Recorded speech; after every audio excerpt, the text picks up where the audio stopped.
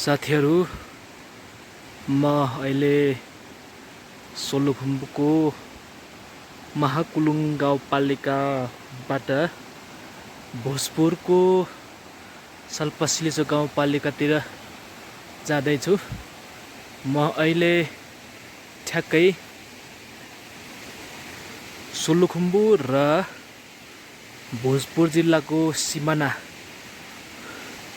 कुलुपङ्ख भन्ज्याङ उक्लिने तर्खरमा छु। ठ्याक्कै अहिले यो ठाउँ चाहिँ चप्लेती भन्ने ठाउँ हो। अहिले दिउँसोको 4 बजिरहेको छ। बिहान लगभग 8 बजे सोलुखुम्बुबाट यात्रा तय गरेको। यहाँ लगभग 7-8 घन्टाको समयमा यहाँ आइपुगेको छु। साउनको महिना छ। हरियाली चारैतिर देखिन्छ। घना जङ्गल पनि छ। हिउँदको महिना यो एरिया प्रशस्त मात्रामा हिउँको थुप्रोहरू भेटिन्छन् भने बर्खाको समयमा विभिन्न प्रकारका हरियाली बोट बिरुवाहरू प्रशस्त भेटिन्छन्। कुवा हो। यहाँको पानी लगेर माथि भन्ज्याङमा रहेको एउटा होमस्टेमा चाहिँ खुवाउने गरिन्छ। यहाँबाट चाहिँ गाग्री या जर्किनमा बोकेर माथि लगिन्छ। करिब आधा घन्टा लाग्छ माथि यहाँबाट पानी पुर्याउन। बर्खायामको समयमा यहाँको पानी प्रयोग गरिन्छ भने हिउँदको समयमा चाहिँ साल्पा पोखरीको पानी प्रयोग गरिन्छ। साथै कहिलेकाहीँ प्रशस्त मात्रामा हिउँ पर्यो भने हिउँ पनि पगालेर खुवाउने गरेको पाइएको छ। भन्ज्याङ भौगोलिक हिसाबले अत्यन्तै महत्त्व बोकेको केन्द्रको रूपमा लिनुपर्छ। यही भन्ज्याङ हुँदै अरुण उपत्यकाबाट सुरु भएको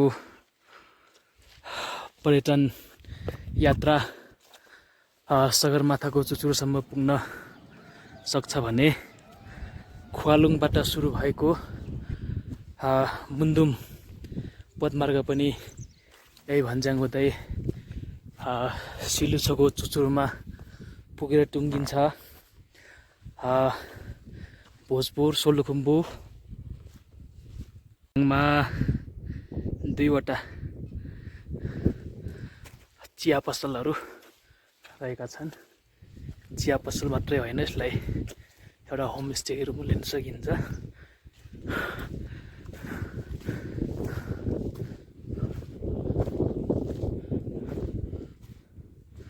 मान्छे चाहिँ छैन जस्तो देखिन्छ यहाँ।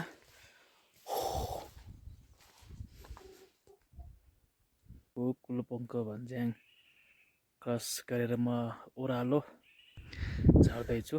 ओह्रालो झर्ने बित्तिकै अलिकति तातो पनि फिलिङ भइरहेछ। म यसमा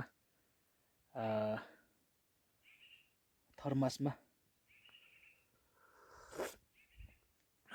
तातो दुध पनि बोकिरहेको छु। त्यही दुध पिएर अलिकति इनर्जी रिकभर गराउने कोसिस गर्दैछु। हेलो हेलो हेलो, यो चाहिँ भोजपुर जिल्लाको सल्पासिलिचो गाउँपालिका वार्ड नम्बर 5 स्थित गुराँसे भन्ने क्षेत्र हो।